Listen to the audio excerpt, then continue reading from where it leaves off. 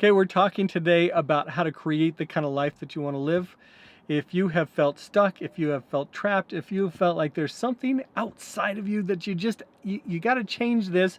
There's this one thing that if you can only change this one thing, you'll be happy and you'll be able to get the success that you want.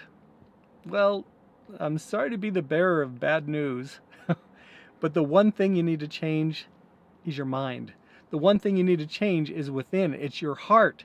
It's what you think about, what you focus on. And I'm going to share with you today how some of the core stories that you've been repeating about yourself have been the things holding you back. But more than that, I want to share with you how you can get out of that. How you can get the kind of life you want to live simply by changing your thought addiction.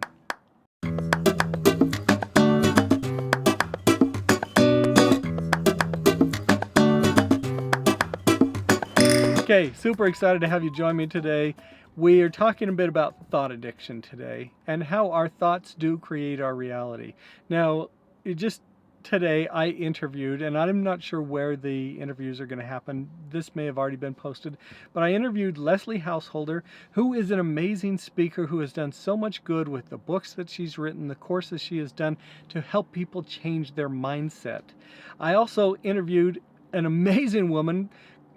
Let's see, Carrie Scarla. Sorry, I just met her today, and I am wowed by her because she has taken what Leslie has talked about with your head, with your mind, and she's now applied that to our hearts. She's a PhD, and she knows a lot about how our hearts work. And one of the things that they have discovered is that there are, what does she call them, neural pathways, neurons within our heart that actually show that we do think with our heart. And so a lot of the problems that we exhibit, that we have in life, is when we get in these repeated fail patterns where we are thinking the same thoughts, where we are then experiencing the same reality because we are creators. We do create our own reality.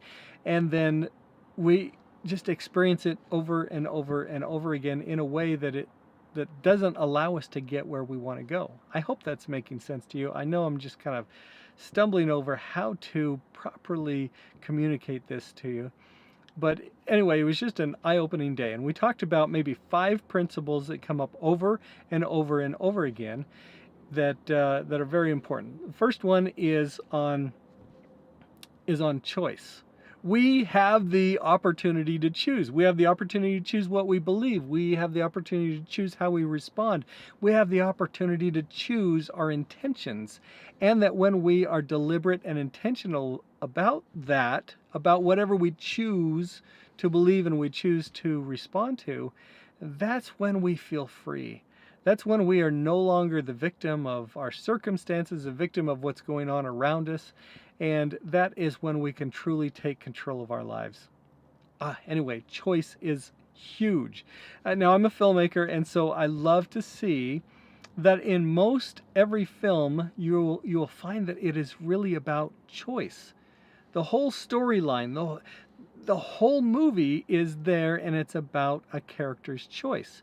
Stories, films give us the framework for living. They teach us how to live good, fulfilling lives, and it really comes down to choice. You'll see this time and time again. Now that I've kind of pointed this out to you, when you're watching a movie, you're going to see right at the beginning a character will make a choice, and then all of these things happen afterwards because of that choice.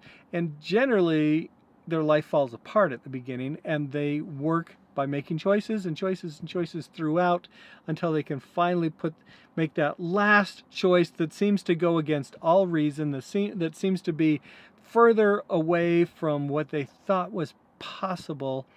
But when they make that choice, that's when they become a new person and they find peace. There's that resolution that happens at the end. So anyway, choice is this huge thing that comes up over and over and over again. The next one is gratitude. Gratitude is this amazing skill. I never knew it was a skill before, but it is a skill that will change your life. Gratitude is it's the secret of the universe, really.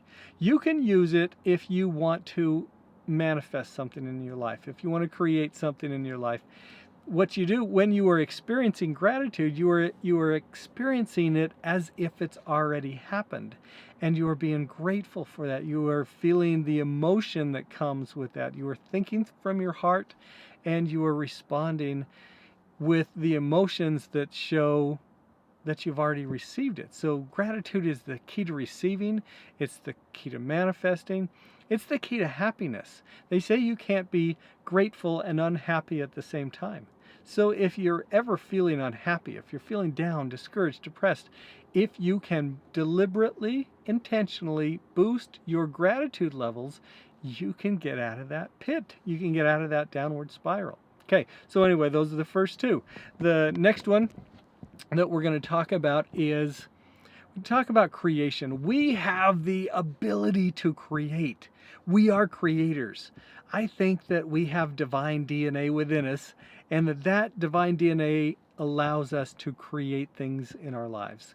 We create from the world around us. We create with the universe. There are all these intelligences out there that respond to our subconscious mind, and our subconscious mind, whatever we're believing about the world and the universe and our circumstances, actually repeats and manifests because of that. But it all comes because we are creators. So if you are not liking how your life's working out right now, if you are frustrated with your circumstances, you need to understand that, first of all, you're responsible for that. And second of all, you have the opportunity to get out of it simply by choosing your thoughts. And it doesn't mean like to just pretend that life is good for you, or to just put on rose-colored glasses and just imagine everything's good. But it means to create, to think in advance, to put thoughts into your mind about what you would like your life to be like, what things you'd like to have in your lives, what relationships you'd like to have. And as you consciously create that in your mind, you will be able to bring it about because you are a creator. So anyway, those are three. My mind is blanking right now. I have two more to share with you. Okay, so I totally blanked. I can't remember what the other two principles are. I hope you don't feel gypped, but those are three great principles that you can use to recognize that you have more control over your life. You can choose your responses. You can create a new outcome. And by deliberately, intentionally having gratitude, boosting your gratitude levels in your life, you can have a wonderful life. I hope that helps you out with whatever you're going through today. And join me for another episode where hopefully I'll think of those other two. What do you think? You've heard my thoughts. Now let's hear yours. In the comment section below, share what impressions came to your mind. What did you get out of this? If you have had thoughts to take action, please do so. Always listen to your inner voice. It's your ultimate guidance system. Of course, the best place to take action is at scottwilhite.com, because if you join me for a free web class, I will reward you by sending you my purpose planner so you can have a physical guide to help you get in touch with your inner guide. Your core story will serve you or shackle you. It's up to you. Choose your beliefs and pick your identity. It is choice, not chance, that determines your reality. See you next time.